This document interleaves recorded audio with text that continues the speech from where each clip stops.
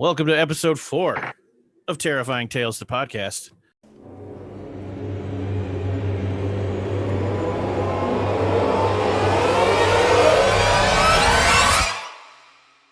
We are your hosts, Tyler, Shawn, Hey. and Duane. Hello. And today, we're talking about Mage the Ascension. How the hell is that a horror game? True evil in your TTRPGs and how that interacts with consent. So buckle up, it's about to get creepy. Never gonna get better. Only worse. So, Yeah. Mage the Ascension. And the World of Darkness. So before I start talking nonstop, since I know it's mostly me this time, I'm going to ask Duane. Yes. Tell us about your experiences with the World of Darkness, Mage in particular, but World of Darkness in general, which mostly comes from me. So bear that in mind, audience. It's all tainted by me. Well, as you could imagine, just in saying the name World of Darkness, it's designed to be a horror game. I mean, I've loved every one that I've played in. I've played in, I don't even know how many. It's been enough that Tyler has run on different occasions, but I mean, all of them have that creepy, even if it's at the lowest available or lowest possible point, it still has that air of creepiness, that feeling of unknowing, you know, that every turn or any deal or word that you say could inevitably kill you. Never drop the creepy setting down to less than 1. Yeah, but 1 still is like 11 basically. Exactly. on the relative scale. Yeah. 1 is like a thermostat that never actually goes under 60, even though you set it for 20. Yeah. Right. You're like, oh man, it's still warm in here. I don't understand. So I was going to ask Duane about his favorite character, but instead, because I know Voodoo Arcade's going to listen to this podcast, I want you to talk about Spider Lady. What was her name? Oh, wow. I don't even remember. I don't remember what her name Kellyak? was. No, Duane was a were-spider. I was a were-spider. Oh. Yeah. It was awesome. Yes, I was That a sounds- were-spider. That sounds was terrible. I was the obligatory Black Widow. I went around. I was very beautiful. I just picked up men and ate them. Wait, you were a were-spider in a mage game? Werewolf. Well, it was Werewolf. it was a crossover, but most of them, I think we had 2 mages and 4 shifters, if I remember right. No, 2 mages, 3 shifters, and a changeling. Hashtag cross splat. Yes. Correct. The best part for Voodoo Arcade is that those who know anything about World of Darkness know that shifters have multiple forms. They've got their birth form, the animal form, or human if they're born the animal. Then they've got near human, which for a werewolf is you're big and hairy. You've got near animal, which for a werewolf is like you're a dire wolf. Then you've got war form, which is a werewolf. Spider Slightly different. Yes. Spider has human, near human, which is lots of eyes and legs coming out of your back. War form, which is spider, monster, fly, terror. Giant. Yeah. And then it has giant Swarm. tarantula doom form and swarm form. Where you just turn into a little bunch of tiny ones and crawl all over people and in their nose and out their mouth. And thousands of little spiders. That's just for you, Voodoo Arcade. We love you. crawling into all the orifices. Moving on. But yes, allow me to finish about my feelings on the World of Darkness. But like I said, all the other ones, you know, they definitely have that creepy. It's already creepy. Mage, on the other hand, from my experience, I've only played a couple of games. It's more like a game of hope where everything is dire now, but you're kind of working towards something better. Yes, that's an accurate representation. Yeah, that would be my feeling. Like all the other splats are kind of like shit's gonna get worse. With Mage, everything's already worse, but you're trying to make it better. Especially in 20th Anniversary Edition, it's hope in a world of darkness, whereas like in the 90s version, you know, everything's gonna end, survive the apocalypse, because 90s. 2000 was coming. But Shawn, Yes. Hi. tell us about your experiences with the World of Darkness, but not Mage, because I know the horror for you with Mage is figuring out how to cast a spell. I want to hear you talk about the characters you do enjoy in the World of Darkness, which for the viewers is actually technically Chronicles, but it counts. So let's hear about supporting labor. I mean, so I guess we're talking about one specific character here. Tyler was like, we're gonna do a hunter game. I was like, okay, take me through the conspiracies. And it's year 2020. I'm a lib, so Yes. yeah, I know, terrible. Talk about World of Darkness, right? So he's like, hey, let's go through them, and he's reading me through this, and he's like, there's, what was it called? It's not the labor union, it's the local 507th or 407th. Yeah, it's basically called. It's like the hunter labor union, and I was like, that's me, I want that one. He's like, you haven't even heard it. I don't care, I want that one. So I just developed this whole character around being in a labor union, and his catchphrase is support labor. But I had to get out of that game for whatever reason, so I only played twice, and then apparently died, but then came back.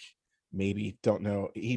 And I made a joke that he can't remember his last name because it had been months by the time I was going to play this character again, and I couldn't remember his last name. So it's just like, he's Macintosh something. You know what? He can't remember his last name.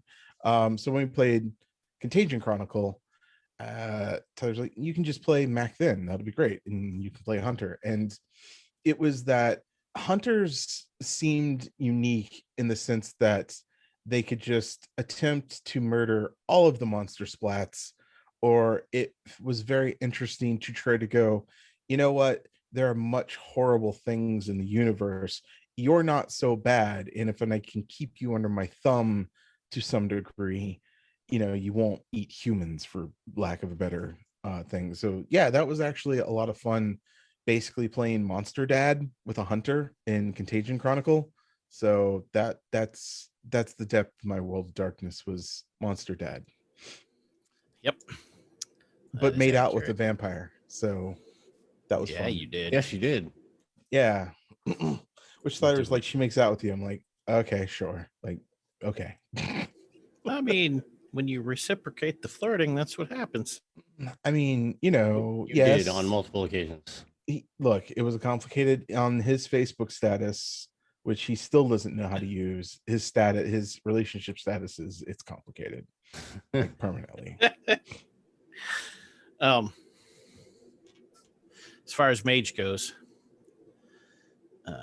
unlike a lot of the other splats where like Hunter the Reckoning or Hunter the Vigil, which is what Shawn's talking about, where you hunt monsters, the vampires, the werewolves, crazy serial killers with supernatural powers, or Duane playing a were spider and Werewolf the Apocalypse. Those are clearly horror games,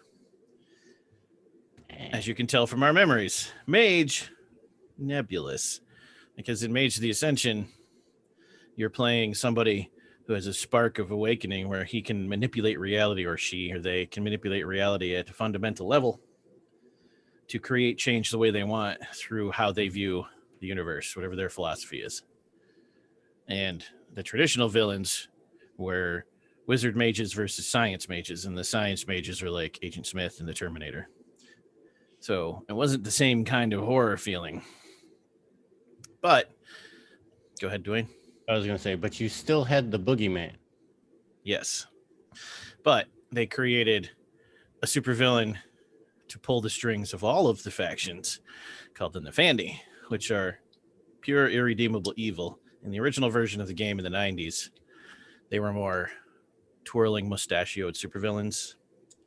Like they were all crazy cultist Cthulhu worshippers, or they were straight up infernalists who got power from Satan, or they were wildly insane mages who lost control of their powers and everything just changed around them at their whim.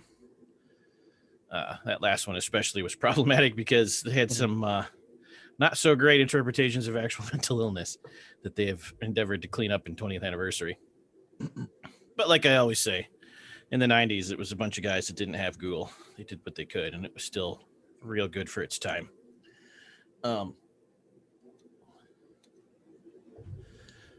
So when they came around to 20th anniversary edition, they wanted to make it less cartoonish, both for the technocracy, which became much more nuanced, a lot more context. Are they really the bad guys? You can play them.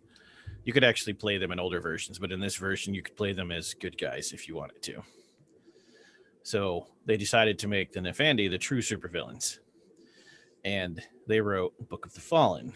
There had been 2 books before that, Book of Madness, and I can't even remember what the older one was called, detailing infernalism and the Nefandi and whatnot.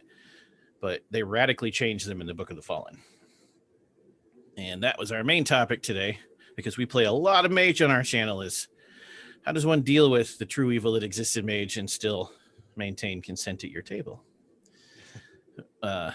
Because the Book of the Fallen in M20, very first thing you see after you open the first page is a giant content warning that says, this book deals explicitly with abusive people, activities, and cultures, not to glorify them, but to expose them.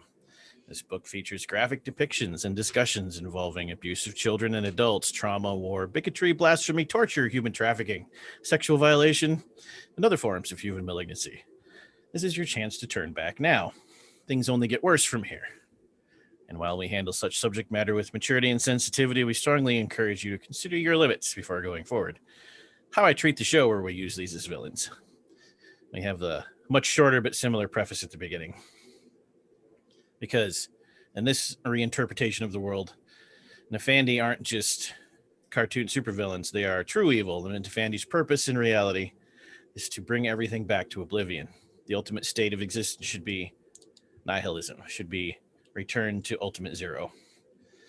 The universe has been screaming in pain ever since light first appeared, and noise and chaos has never stopped. The way the Nefandi envision returning it to zero is because in Mage, what you believe becomes real. So the only way to bring humans to oblivion is to convince the majority of humans of the consensus that they want to end. There is no point in living. Oblivion is the way to go. How do you convince the majority of 7 billion people that's the way to be? Slowly but surely, strip away all hope from them. What's the best way to strip away all hope? Hurt them until they stop caring and can't feel anything. Mm-hmm. So the Nefandi are treated as true evil. They are, in order to become one, you have to actually willingly and of your own free will and volition enter what they call a call that takes your magical essence, rips it apart, reconstructs it in its opposite, and shoves it back inside of you. And to get that far, you have to commit all kinds of real gross atrocities. You can't just decide, I'm a bad guy now. You have to prove it by doing worse and worse and worse things. And the main author of the book, Phil Brucato, promised years ago he'd never release a player's guide to the Nefandi. So the first thing we're going to touch on is that as a subject. Let's talk about playing the villain, both the cartoon supervillain version and allowing your players to explore real evil from their own point of view. Let's start with Shawn. What are your thoughts on that? I was thinking about this as you were talking, and just sort of we live in that sort of postmodern, post-capitalism sort of world where any comic book villain or just villains up to this point are basically all hedge fund managers. Like they're not that, they're just greed is their motive, and whatever. Like we're almost cynical towards that. Like show me something new. Where when you were first talking about the Nefandi, when we played Technocracy Reloaded like almost a year ago now, like that, we are in that moment of we basically only have hope to get us up in the morning, because I mean we lived for a year where every morning was an existential crisis, and I don't think that really ended, especially with COVID. Like your mortality and your sort of place in the universe, we talked about this in our other episode, like your place in the universe now is very recognizable in how useless you are or how insignificant you are.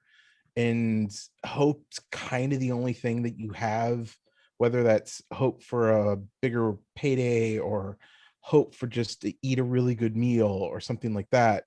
It's those basic, very small hopes that I think get people up in the morning. And yeah, when you start shattering that, like society's just going to start falling and crashing, and because we're all just going to say, you know what, fuck it, I'm just going to go do whatever because it doesn't matter at this point, because the world That's is when then the relentless Fandy and win. evil. Exactly, like that. I can. There is a direct parallel to modern existence to I don't remember when Mage 20th was written, but I can see if it was written a little while ago, they tapped into something that was not that far off, and I think is 2016. Yeah, see, okay, so see that, I mean, it didn't take long, and we were in 2016, things were just kind of like starting to get miserable, and not Yeah, that, which like, means the book was written before Trump. So, right. right before, So right? yeah, it's like, like, not to say that life sucks, but life is pain with those small moments of happiness, and you just kind of live for those moments of happiness, and you just have to realize that your existence is futile, and you just got to make the best of what you got. And I realize this is really fatalistic of me to say, but I don't, I wake up, I enjoy a good cheeseburger, and that's my day. That's a triumph, that's a championship, that's a accomplishment. So I feel like all we Also, do is I think villains are moving towards, I like where villains are going now, where villains are true villains, because there was that whole thing where like, oh, I want to be Ursula and Captain Hook and whatever. Like, what the fuck ever. Villains are villains. Villains are evil. Like, you don't want to be the villain. Villains are bad. Like, they come out and ruin your day. I mean, you can be a hedge fund manager and villain, and that's fine. But I think a I true think we villain, need, right? yeah, we need more. We live in a very gray world, and I think it needs to get a little more black and white so that we get our boundaries back and are able to, like, that's bad, you shouldn't be doing that. Like, people need to be called out on their shit and shamed into, doing the right thing. So I think getting some true, very dark evil, I'm just gonna ruin all of existence, because I think that's what it should be. Like, it is almost that cosmic horror thing where, like, something like Cthulhu is beyond our recognition, and it just kind of wants to do what it wants to do and doesn't care that you're in its way. And that's a great villain. I think that's the type of villains that I want to write about now. Also, I lied. 2015. It was written in 2014, published in 2015. But I would like I to mean, point out, beyond yeah, that still small you've done the correction, same thing. yeah, I also like how you just described the real world exactly the way the world of darkness works. The villain, the true monsters want to make no one care, but the hope is those little victories. So you just described Yeah. the entire game setting in real life. Yes. Yeah, I think that's I think playing a bit of Mage sort of helped refine my life philosophy in more recent times. And not only did playing games online with you guys kind of help get me through, but I think the more you talk with people who have those more high level conversations, you start to sort of figure out life, and you kind of realize, okay, I'm not gonna freak out over the small stuff, because the small stuff doesn't matter. It's just what's going to get me to a small victory today, and you move forward. Yeah, that's actually what scares a lot of, not scares, but what puts off a lot of people about Mage is it's so philosophy heavy, but it's also its strength because, like you said, it helps you. Like viewing the world through a philosophical lens in a game helps you do it in real life. Puts everything into perspective. Yes. So, Duane, what about your experiences? I know you said earlier you had both sides of the coin. Wow. Playing evil. Yeah, I don't know if I can follow up Shawn's philosophical, explanation of the word evil. Go ahead and try. But I for a long time I was a player in most of the RPGs, and occasionally DM'd when I have had characters who wanted to be evil. And I guess it really comes down to no matter what setting you're playing in, as far as a character goes, you really need to understand what, kind of like how Shawn said it. You need to understand what evil really is in that setting. If you have the setting where the evil guys are comical, and thinking back to, like, 80s and 90s cartoons, it wasn't about destroying worlds and mass murder and stuff. It was all about money, robbing banks and stuff like that. It's like, okay, well, really, when you look at Dungeons and Dragons, half the times your characters really are evil because you're running around killing stuff, looting places. I mean, in some essence, everybody has got a little bit of evil in them. That dragon has treasure. Let's take it. Yeah, let's take it out. Let's take their treasure. I mean, that's yeah. But then, you know, when you get into games where evil is, you know, going against the law and the goodness of, I think, I don't remember where I read it, but somebody put it very well, like going against, rejecting laws and going against the good gods or being absence of gods, whether those be evil or not, because evil has their own tenets as well. You know, the evil gods.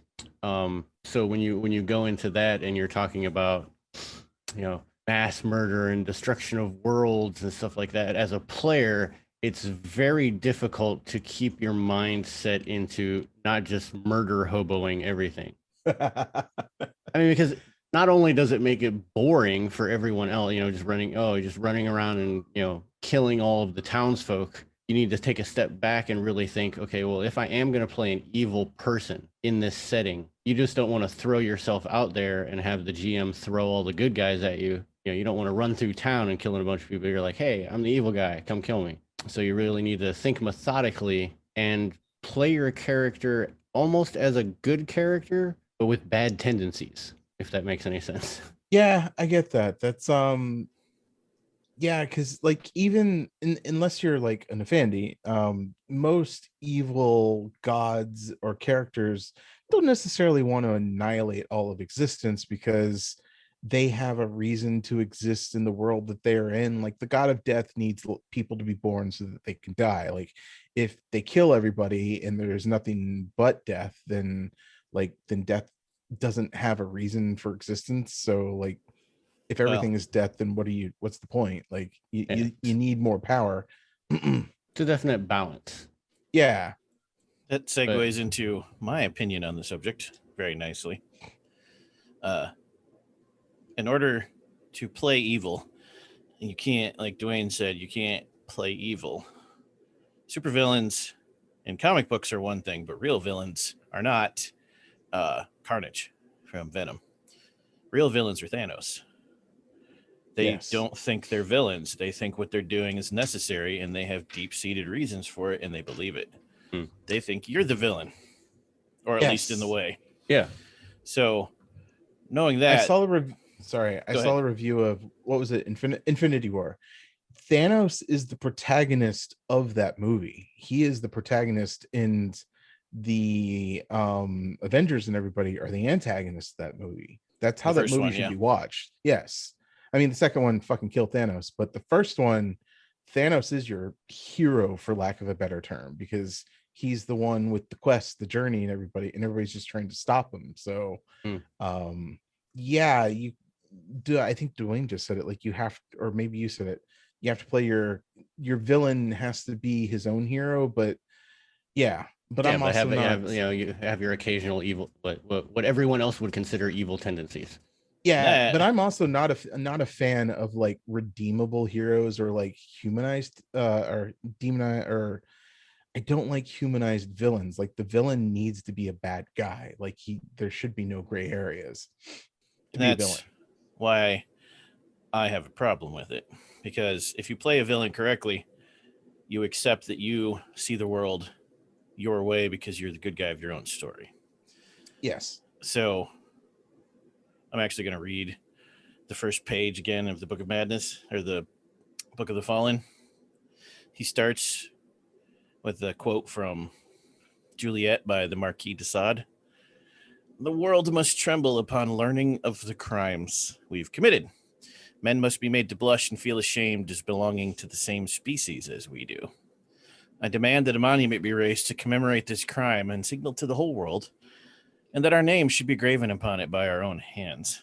And he says, I promised long ago I would never release a player's guide to Nefandi. This isn't one. Here's why. One of my earliest memories involves my fascination with the pretty tile on our kitchen counter.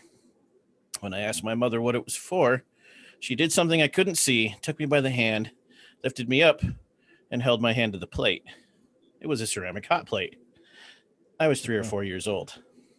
When I screamed and pulled my hand away from her, Mom said with chilling calm, now you know why you should never ever touch that plate. I love my mom, but that was a fucked up thing to do to a toddler. She meant well, I guess. And she says she doesn't remember it now. I do, though. I can't forget it. About 5 years later, my family lived next door to a family called the Dunlaps. My sister and I were good friends with their kids. Some evenings, though, we would sit at the dinner table and listen to screams and smashing sounds coming through our townhouse wall. A few times, my father went over to have a word with Mr. Dunlap. Most nights, we would sit around the table and pretend not to hear the guy beating the shit out of his wife and kids. Like I said, their daughter and I were friends. One day, we were messing around with a tape recorder, and she made some jokes that, in hindsight, strongly implied that her father was molesting her as well as beating her. Such a thought was totally alien to me when I was 8. I no longer have those tapes, and I'm really glad I can't hear them with my middle-aged ears. Memories are bad enough. And then he says stuff for 2 more pages that we won't talk about on the podcast, because that guy had a messed up life at times. And at the end, he says, evil is not a toy. It's the kid up your block who dresses like a ninja and brags about how he plans to break into girls' rooms and attack them and then cut their throats. It's the boyfriend of your sister who says he'll assault your girlfriend just for fun, then holds you down and beats your ass just to show you that you can't stop him from doing it. This isn't 4-color evil, and if you're looking for a little comfort food sadism, then put this book down and go elsewhere. Evil can be sexy. It can be cool. It's often powerful, because any and every tactic to evil is fair game. But it doesn't look like bug-eyed monsters. It looks like us. It lives in a mother's good intentions and a father's drunken force. And then it walks down the streets alongside us, and only when it jumps out at us do we even know it's there. That's why I wrote this book. That's where this comes from. That's why there's not a character sheet at the end of this book. I can't stop you from playing a fallen mage if you choose, but I'm not going to encourage you to do so. The book is not a player's guide for fictional monstrosities. It's a warning about real monsters who are already here. From the point of view of a GM, more than a player, I do our horror games, obviously. But for the audience, I'm the main horror guy. Duane's close second. But I do the Sunday show, which is the real horror show, the one that Shawn won't even play in because of some of the themes we touch on. And no, you just won't let me punch him. It's starting to come out in the show, but the people in that show who played with me offline have seen this. We're slowly working up to full Tyler on the show. But I will go all in on the villains. And in order to role play those characters, I have to be them for 3 hours or 4 hours.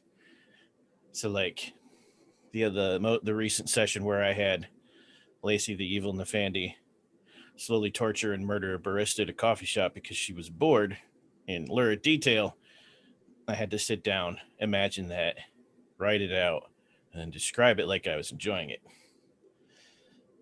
There's a price for that.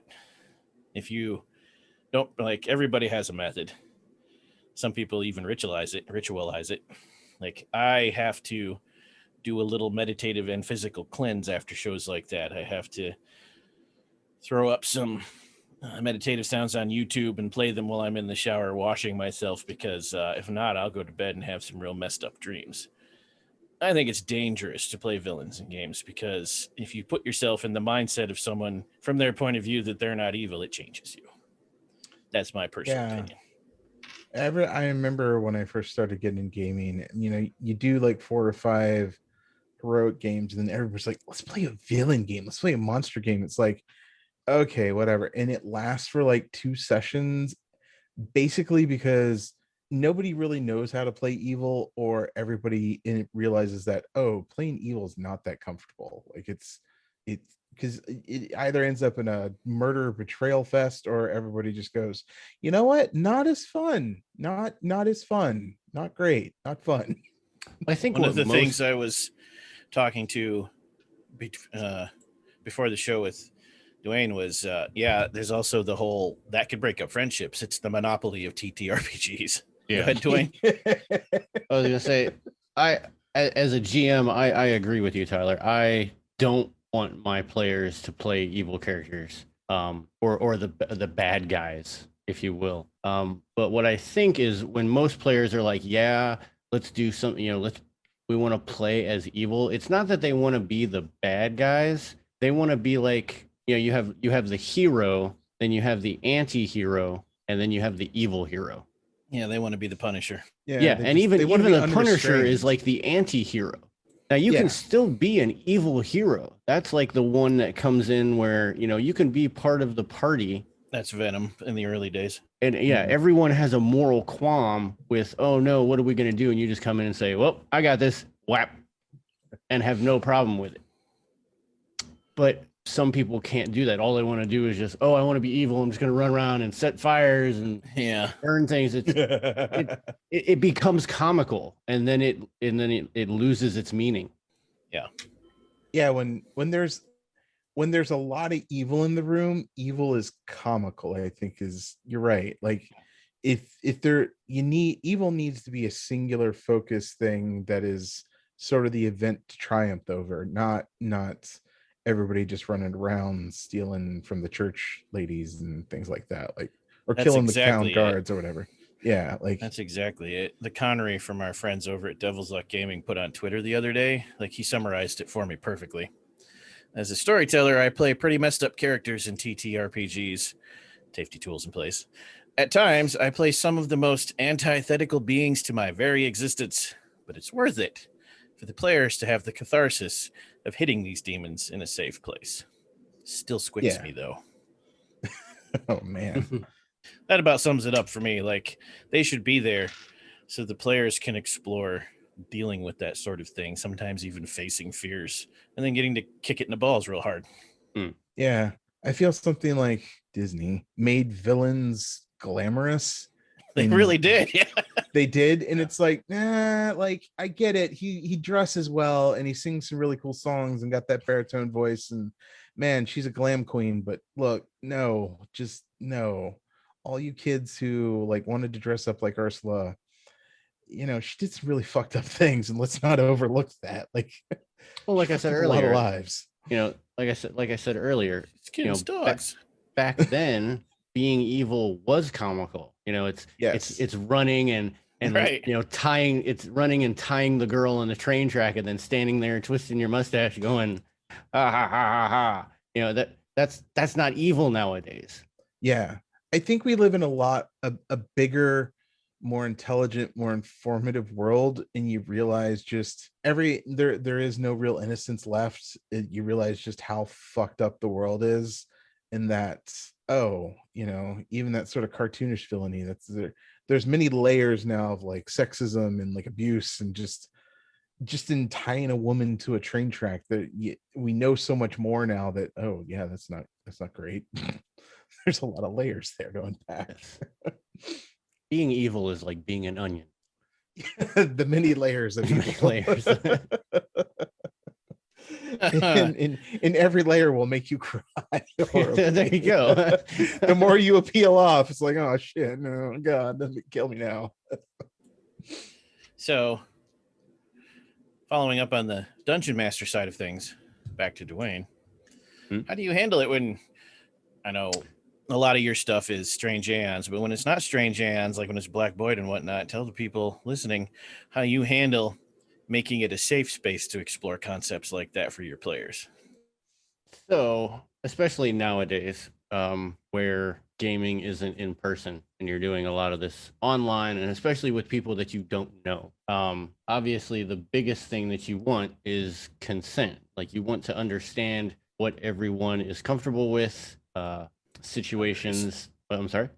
Boundaries. Yes. Boundaries. Even simple words that may seem inconsequential to you or someone else, but may not be to someone else in the party. When we run our games for all of Vorpal Tales, we always do a consent sheet at the beginning of the campaign or whatever setting that we're doing, which outlines, you know, the concept of the game, the tone, the rating of the game, whether it be, you know, PG-13, R, NA, or not NA. What was it? MA. Sure. Yeah, MA. Not applicable. Yeah. All those non-applicable games we play. And then it goes through different types of horror, like, are you okay with bugs? Are you okay with snakes? Harm to animals, things like that. Relationships, any type of different romance relationships, any different types of sex. All of this stuff is required by us for our players and they need to go through and say whether they're okay with it totally, whether they would like to know when it's coming so you could maybe fade to black or give it a limited amount of scene, or if it's just a completely red, like we don't want this topic at all. And then once you have gathered all of those consent forms, you as the GM need to go through and say, all right, well, I was planning for this. This individual is not okay with this, so you have to change your story. You have to make your players feel comfortable in their setting.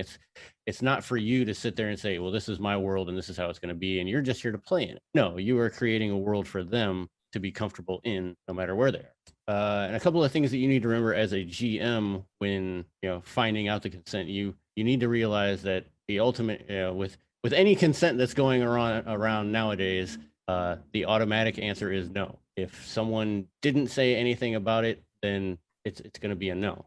You have to assume no. Yeah. Yeah, you have to assume no. Mm-hmm. I think that goes back to that whole concept of like some GMs think the relationship between player and GM is adversarial when it's not. You're a facilitator. There's a social contract between you and the players to tell a story that they enjoy. You're not there to mess up their heads and mess with their lives. Right. Yeah. People in horror games enjoy being freaked out. They're not there so that you can make them cry. Although, I mean, sometimes that's enjoyable too. It's a safe way. People don't necessarily always think of this, but some people use role-playing to explore real-life trauma or even real-life phobias and fears in a safe environment. So you might have your players sobbing on camera, but they're like, I'm fine, keep going. This is good for me. This is cathartic. I haven't seen it much, but I've seen it. And for that, we have consent cards. Yes, which was what I was just about to talk about. But go ahead. No, you go. Oh, yes. So when you are playing your game, no matter what consent anyone has given about a specific situation, at any time during our games, we have Discord running, but you can, at any time, you can hold up what do we have? The O's, the X's for no's. The O is for checking in. Are you okay? That's usually the dungeon master asking a player. And then we have yes and no replies from the players, and they have a stop card to just, if they ever put up the stop card, just stop, go on break until you figure out what's wrong. Go on break and make sure that you're checking up with your players. If you do have this type of situation, you want to do that after care. They say that they're not okay with the situation and you need to go on to break. Don't just say, okay, well, we're going on a 10-15 minute break, and then don't be like, hey, are you all right? Just, don't just automatically go to the bathroom and say, well, we'll come back to this later. These are your players. These are most likely your friends, or, hopefully it's something that's not happening in the very first session. Because if it's happening in the very first session, then you really need to rethink your entire campaign. Don't murder the player's cat right out the gate, Right. The better the role player too, the more often you should check in. Like in our Cyberpunk Red game. Yes. Michelle is a good role player, but sometimes you need to check in because there's also bleed over where what's happening to your character affects you as a person for some people, and you got to make sure the tears are fake. Or like Dixie Cyanide is really, really good at adversarial arguing, and sometimes I feel like I should check in on the people on the opposite end of the argument going, you do know this is still just role playing, right? And you're not actually being yelled at. These are all real things in role playing. Yeah. And, you have to understand that all of these topics that you're talking about in your consent form, that everything's on a spectrum. While somebody may say on their consent form that they're okay with it, if you tweak one word or add one adjective to whatever statement you thought was okay, someone might have a problem with it. It's just that one thing that'll throw them off. So you have to be very open-minded. And, if someone has a problem with it, you don't go back to your consent form and be like, no, you said you were all right with this. You, as a GM, you don't need a reason why they're not okay with it. You just say, okay, make sure that they're all right, and you move on. It's not trying to like sell them a poop sandwich, no matter how delicious you feel that this poop sandwich is. They're not going to take the poop sandwich. Also, you got to build up a thick skin because it's not personal, and you might think it is sometimes. You don't like my story? No, they just don't like that you're trying to rape their robot without their consent. It's not hard. I'm not even going to touch on that one. Yeah, like it's rarely personal for the GM when a player needs to tap out. If ever. It's never been personal for me. No, not for me. I mean, I honestly haven't had a situation where anyone has tapped out, so I don't know how I would feel. But well, actually, I do know how I feel. I wouldn't feel bad at all. I mean, like I said before, this is a space where you're trying to make them feel comfortable, and it's supposed to be fun. And obviously, if they're uncomfortable, they're not having fun. So exactly, and even Shawn uses consent, even though he plays the most or runs usually the most lighthearted of our stories. Because you never know. Like his most recent adventure, it's an '80s game, so it has a silly '80s trope for the name.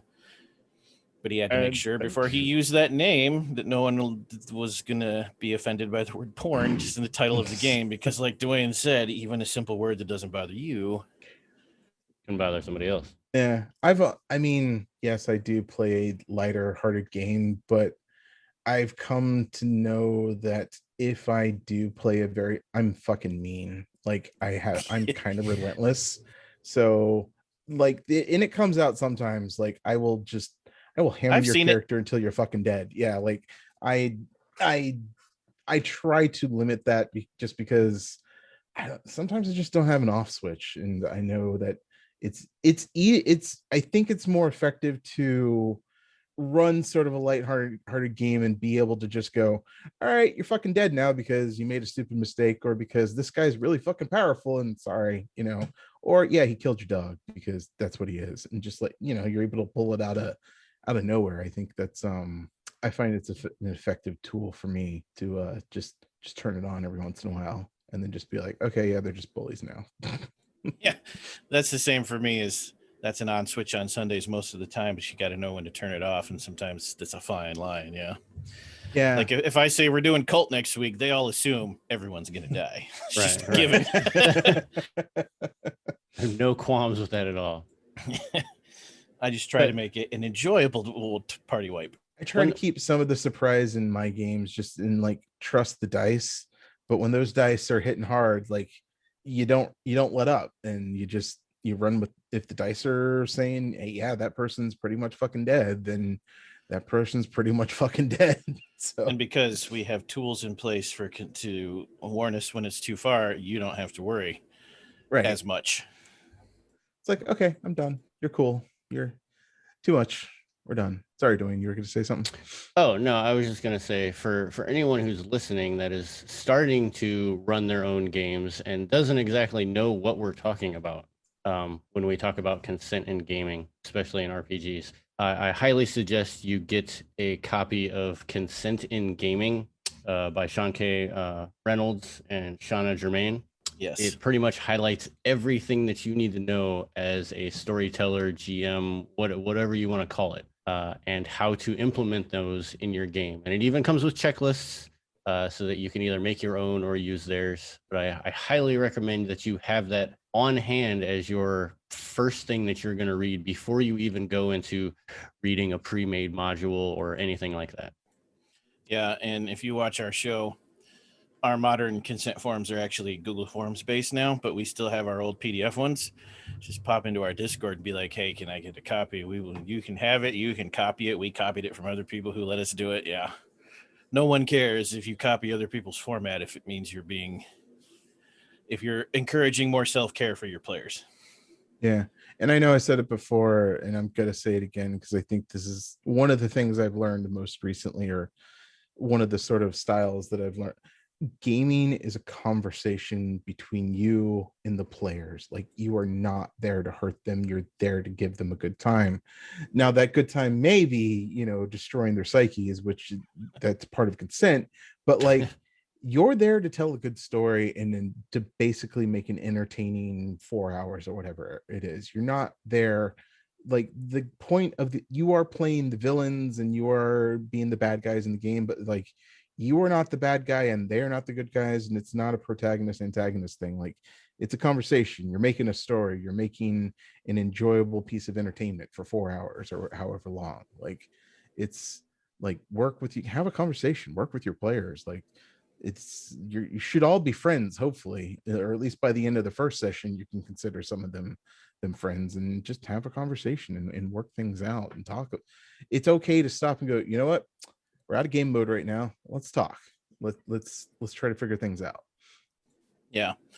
And you should be encouraging an environment that's the exact opposite of what everyone's parents thought RPGs were in the 80s, where you're all going to end up putting on cultist robes, worshiping Satan, and sacrificing virgins or something like the satanic panic everyone thought D&D was in the 80s. We've essentially created the exact opposite of what our parents were scared of. We've created a safe environment to explore things in the real world that are terrifying and we have no protection from in real life.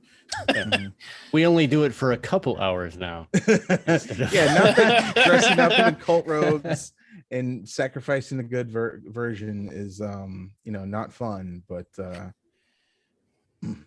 it can't be all that. It's like the old White Wolf books used to say. All the old White Wolf books at the beginning and the end used to have a little disclaimer that said this is a role-playing game, and if you can't separate that, it's time to stop. Put the book down, go take a walk. There has to be boundaries. I do like something that Tyler said earlier about how a lot of people, I shouldn't say a lot of people, but some people use games, RPG games nowadays, to deal with something that they may have experienced in the past. And they want to use this fantasy type setting to kind of like, work through it. Or if it's some kind of fear, give them a little bit of, facing their fears. So, help them along the way of doing that. Make it an easy transition, if you will. Yes. If you made their lives better, you've done the ultimate success level of storyteller.